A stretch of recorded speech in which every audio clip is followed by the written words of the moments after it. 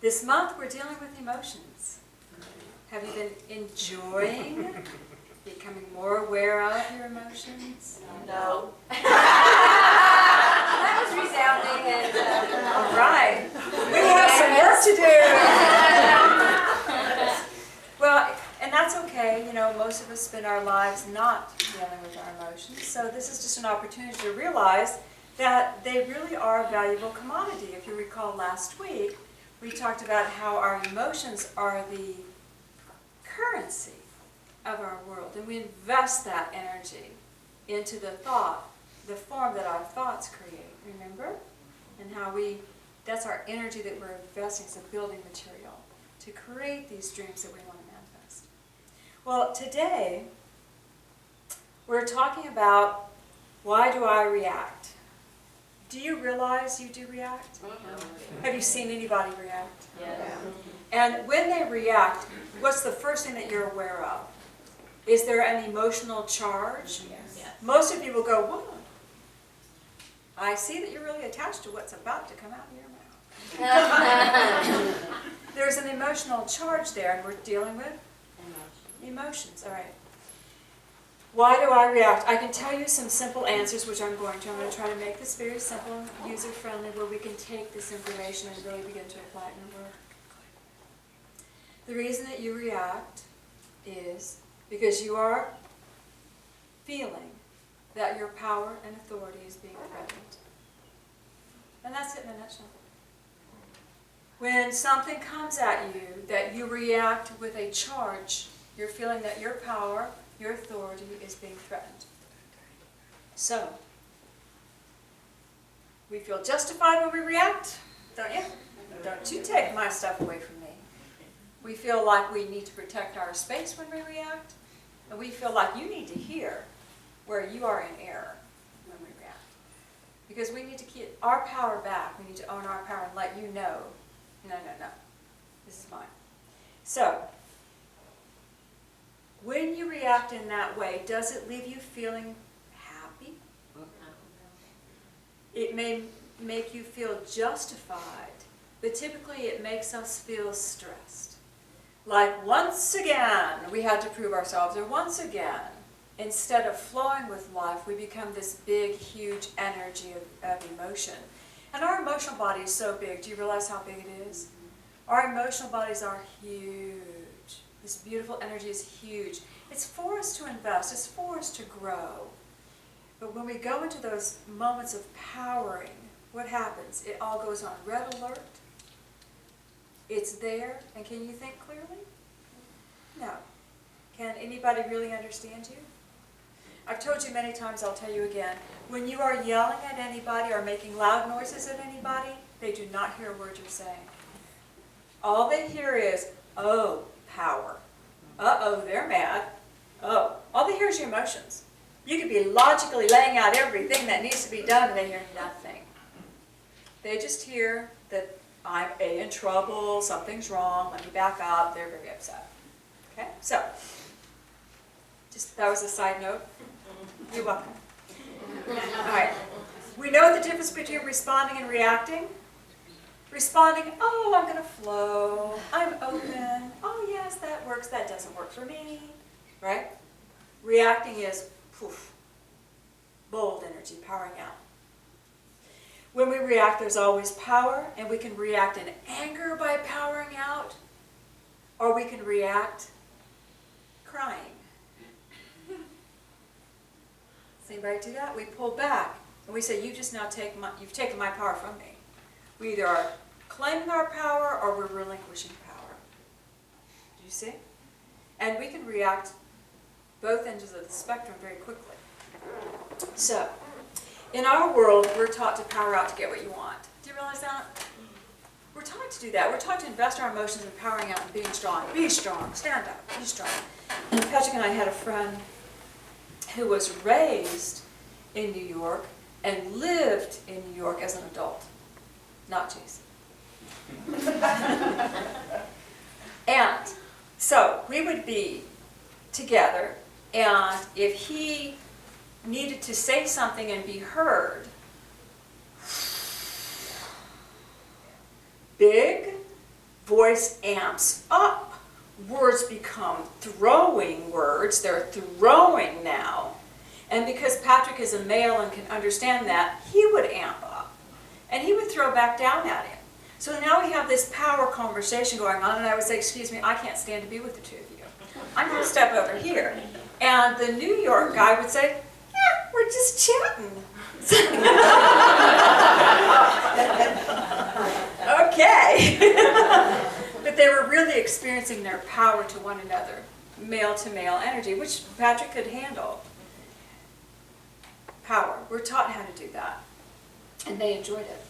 So, I want you to think about the times when you're challenged. And you throw your power around, don't you? We throw our emotional power around. We don't throw our intellect around. When someone comes challenging you, you don't go, wait a minute, I know more than you. Let me tell you all the things that I know. And you don't start going through all the wonderful things that you know in your brain. Because there's no power in that. It's in the emotions. You buck up that emotion and get it strong. Okay? Is everybody feeling it? All right. There are 3 points that I want you to know, that I want you to remember from the service. The first point is this. When you feel that you are reacting or someone is reacting to you, the very first question you must ask yourself is, where is my power? Where is my power? Am I giving them power? Are they trying to take from me? Where is my power? If you could simply become aware of that, where do you think your power will immediately go? To yourself. To yourself, because you've taken your focus back to you. Where is my power? Okay? Something to think about. I wanted to share with you what Jesus says. This is in his Sermon on the Mount. So we're going to chapter 5 in Matthew.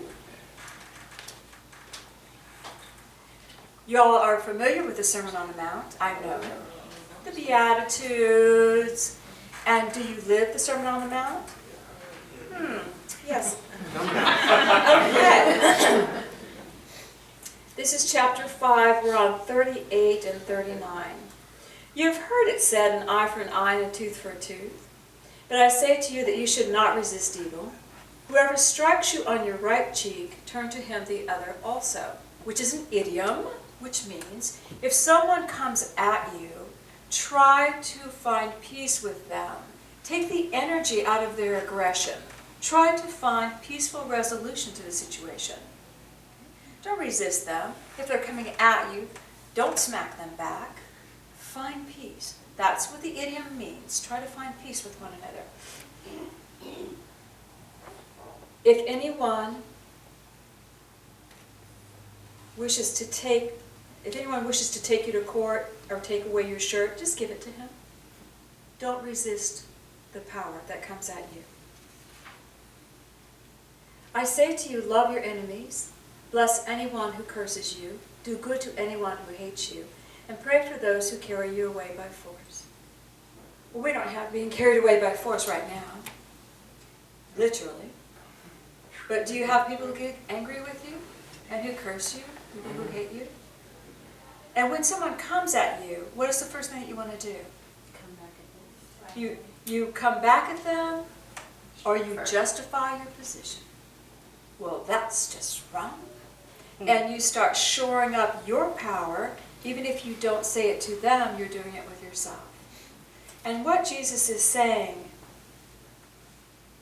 stay within yourself. If you try to diminish the hostility coming towards you, where is your power? It's in you. If you give somebody what they ask, where is your power? It's in you, because you're choosing.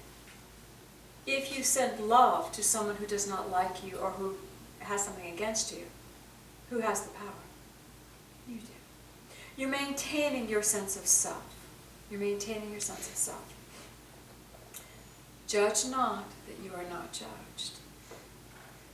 Try to understand when someone is amped up. Are they in balance? Are you in balance when you're amped up? Is your mind and heart and soul and body all operating in harmony and peace with one another? No. Because oftentimes after you power out and react, you regret what you have said, do you not? And your mind goes, not the highest thing you could have done. You see? Neither are they in balance. neither are they centered. So to come to where is my power and to begin to emit something less than a reaction, more of a response. The emotional investment that occurs, you will live with. When you have a power conflict with somebody, in those moments you have forgotten that you have somehow participated in that exchange. Do you realize that? Metaphysically, nothing happens to us that we are not somehow allowing, at some level. You could be sleepwalking through life and have a lot of crazy things happen to you, but you're allowing it at some level. But most of the time, when there is impact, when someone comes to you and there is impact and you want to react, they are attached to something, and guess who else is as well? You are. You're attached to something, which means you have participated in creating it. Say, that's real comfortable. We live what we need to learn. We live what we need to learn. So point number 2. Point number 1, where is my power? Point number 2, I participated in creating this at some level. At some level. If we think about what Jesus is asking us to do, send love to those who hate us, be kind, don't resist, don't react. We are literally enacting the law of grace. Grace is a beautiful law that says, I call forth the divine love to soften the effects of my own karma. Whatever I agree to, however I'm participating in this, I call forth the law of God's grace to soften whatever I have done so it is more gentle. Do you see? Now, if you're sitting there and someone's coming at you and you're going, okay, no, wait, my power. Okay, God, I ask that you soften whatever I have done consciously to participate. Please, I ask that the law of grace now move. What do you think your assailant would do in that moment? Don't you think they go, what are you doing? Stop it. Because they will feel your energy focused on who? On yourself. And they'll be going, no, wait, I need you to argue with me about this. Come back here. No, I want the law of grace to soften my karma. Also, you're setting up a new causal energy. If someone comes at you and you react, dare you take it again, guess what you've just set up in the universe? A new cause that's going to bring you the same effect. You're setting it up, I'm reacting, I'm holding my power, don't you even think about it. Do you not think you're going to do that again and again and again? Because that's what you're setting up. You're inviting the next guy, start the line here, cue up here. Line in, boom, boom, boom. You're going to invite people to come at you with that sense of whatever power so that you can prove you have power. Do you realize how many of us believe that we're proving our own power when we react to power struggles? Now I know I have power. I was feeling a little weak there. Now I'm strong again. But we're setting up a new cause. When we ask that the love of God move through us, we're enacting the law of grace, and we're setting up a new cause which will bring a new effect. And when we do that, we're acknowledging God is my source. That's point number 3. When you are in the throes of reacting, you do not know where your power is. You have forgotten that you created this at some level, and you have forgotten that God is your source. 3 simple concepts. You've forgotten God is your source. You've forgotten you participated somehow, and you don't know where your power is. Isn't this simple? And it's so beautiful, it's so easy. So, where is my power? When we really understand the teachings of Jesus Christ, we understand where is your power? What's the greatest power? He says it over and over and over and over again. Love, thank you. Love is the greatest power. Love, not the love I'm attached to you and you need to do what I want you to. Not that kind of love. which we all still have a little bit of. But the love of knowing I'm God's child, God loves me, everything is well. Everything works together for my joy and pleasure. That is the greatest power. If I can stand in that, I won't react to anything. I won't react to anything. Are you guys getting it? Yes. Okay. You live what you need to learn. You live what you need to learn. So, because I am so gracious and fabulous, I have been living this for you this week. I've been living this for you for a month or two. Excellent. You're welcome. I have a situation that I deal with where people get mad at me. I have no idea why. I honestly have no idea why. They get mad, and some of them will just take off, and I'll never see them again, and blah, blah, blah. And it's like, what have I done? And I take my inventory. Don't you know I take my inventory? And I take my inventory. And I start saying, okay, maybe I said that wrong. Could I have said this? I'm not sure about that. And what do I do if I'm attached to them? Cry. I cry. I cry. And I might cry for a week or two. I cry. Where's my power when I do that? They have it. They're gone. They're mad. They've got my power. What have I done? I don't know what I've done. No. So, and I do not over dramatize. Sad but true. So this last 2 weeks, I had probably 3 or 4 out of the blue slams, just out of the blue, and I thought, what have I done? I know how you feel. So, we're in the middle of the emotional month. It's like I can't set it aside. I have to deal with this. We're trying to understand emotions as a church. We're trying to understand how powerful it is as a church. And so I'm saying, God, please, and I ask for grace. I ask for grace to move through whatever I've done. I ask for prayers for the person that is angry with me. I ask that God make it good. And then I normally open my eyes and I'm back to work. I work so fast, so hard, so much that it's like, okay, God, I just got to give it to you. But I never saw what my participation was. And I always knew I participated. I knew. It's like, God, just change me.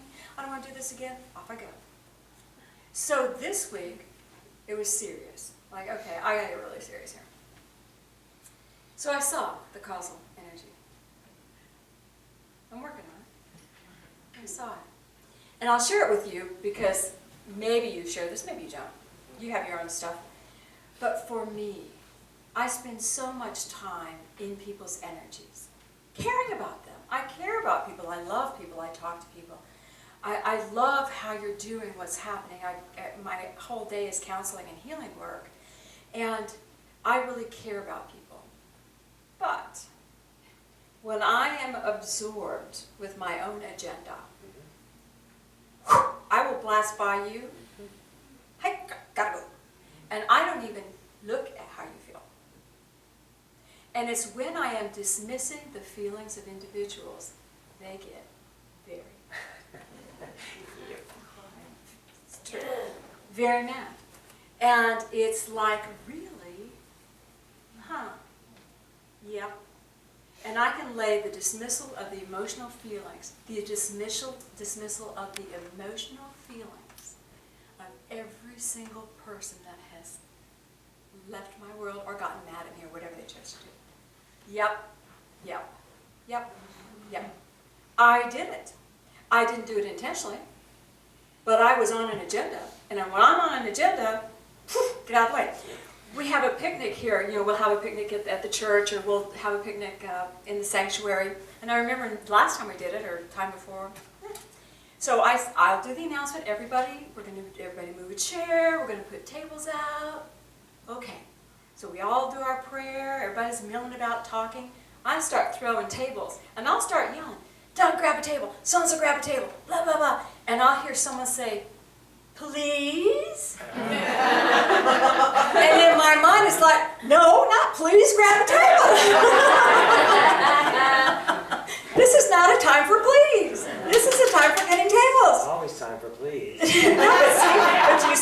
my brain works. Yeah. I was agenda focused. Agenda focused. And in that is the mission from God. And in that, everybody's a cog in the mission from God. Don't you know you have work to do?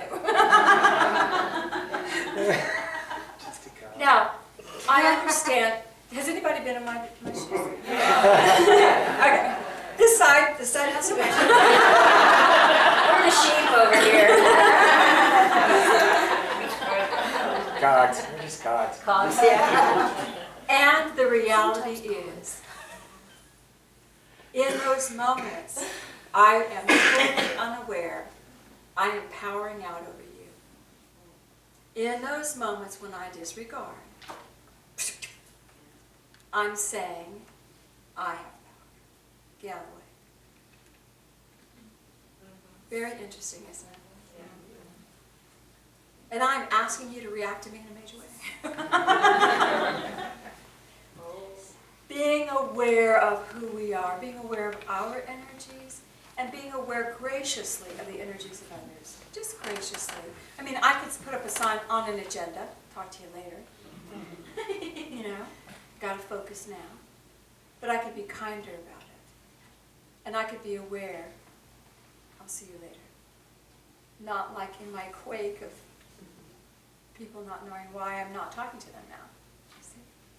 All of us have these beautiful, intricate things that we do that will create the reaction to us and create our reaction to others. And some of the little causal thoughts are very interesting, aren't they? Very innocent at their base. But when we start really honoring the power I am and the power you are, and the power you are has every right to tell me no. You have every right to say, no, thank you. The power you have in you has every right to say yes. That is your choice. And I think that at the base core, as I learn to be slower, more focused, more awake and aware to everyone around me, the power sharing can become a beautiful blanket weaving. Which it is most of the time. You know, it can become a beautiful blanket. If you, even though my experience, it may not be your experience, but if you think about honoring the power of others, think about my experience. That when I get myopic in my pacing, I probably need to be alone, you know? Think about my experience. And maybe that will get you a little bit more awake and aware just to the people around you. Just the people around you. Does this make sense to you? Absolutely. Okay. And it's all based on the 3 points for you to remember. Where is my power? I need to acknowledge at some level I'm participating. And I can invoke the law of grace. I can ask for God's love to move. And I can set up a new causal energy that is gentler, so I don't continue to repeat. Now, because we're metaphysical Christians, each and every one of us will be challenged this week. Because that's how we play the game.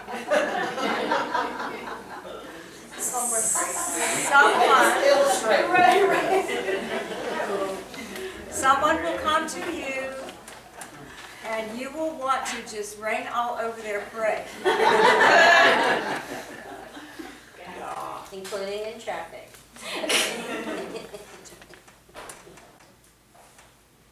I want you to remember just the 3 points in that moment. Train your brain. And then act accordingly, however you choose. And if you choose, I am going to react with the full venom that I can possibly muster to demonstrate my power, enjoy that. It's not our homework. And realize it's coming back at you. You're just sending new cause out there that you can enjoy when it returns.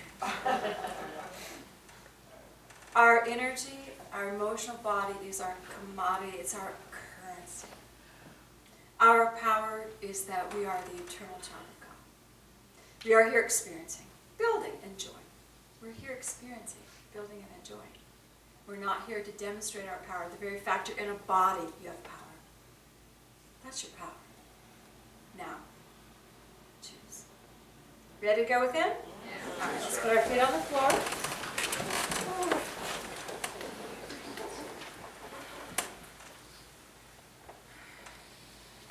God, we ask that your light move through us. And I would invite each one of you just to imagine and create a beautiful column of light over you. And let it be a color, whatever color you need for your body, mind, spirit connection. And let it become strong in that vibration. Even if it's a pale color, feel the vibration of the color. And I want you to breathe that color into your body.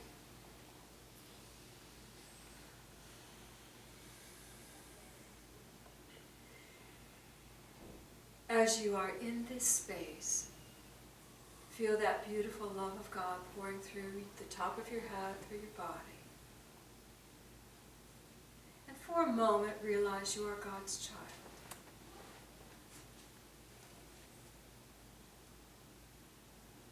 And now we're going to call forth any power that you have placed outside yourself. Take a breath. I recall all power I have given to anything outside myself, and I pull it back into my consciousness, my body, mind, spirit. And you should feel energy beginning to move into the column of light. Can you feel it coming back? Yes. Just let it come into the column of light. This is my power. I don't need it outside myself. Just take it back into the body. Now we're going to ask for the law of grace to move the love of God through you in entirety, through all this power, through all that you are. Father, Mother God, we ask that your beautiful love, the law of grace, move through us, body, mind, and spirit, to soften any causal energy that we have out there, to soften any karma that's coming to us. We now breathe in that beautiful law, the grace of God's love into our body, mind, spirit, into all of this energy and power, to soften the effects of our karma and any causal energy we put out there. And you should feel yourself becoming harmonious. Can you feel that? Just a beautiful connecting. And lighter. Can you feel yourself lighter? I want you to look at the color of the column of light around you. Has it changed or shifted? Notice it is still strong.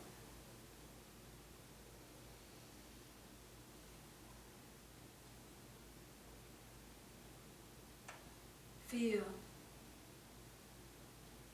that God's love fills your heart.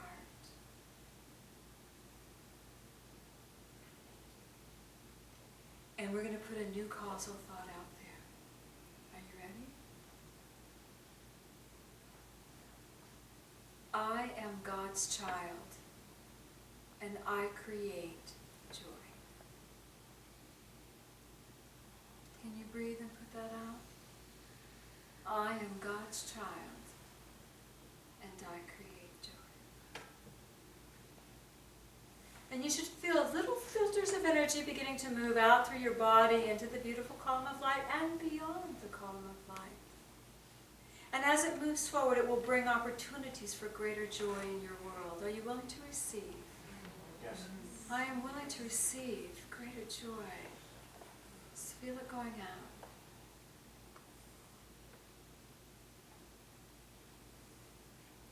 Feel the wonderful opportunity you have to create.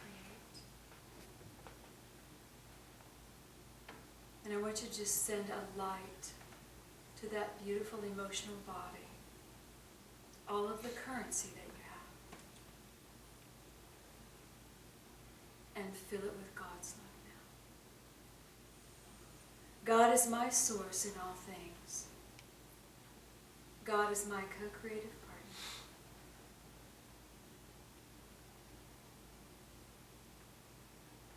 And breathe, feel your column of light. Has it gotten bigger? Should be expanding all around you. Feel that beautiful connection with God.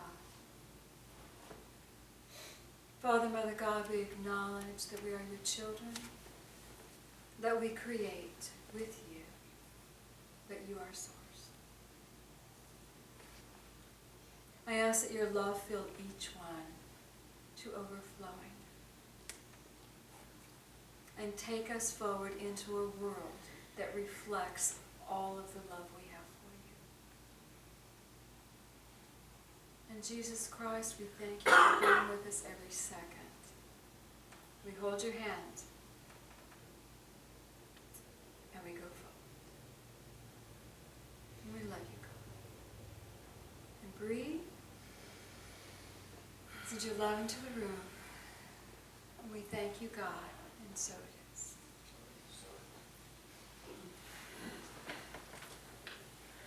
Did you feel the color getting stronger?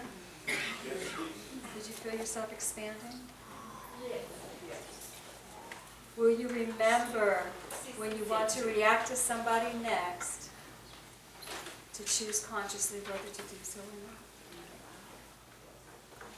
Again, this side.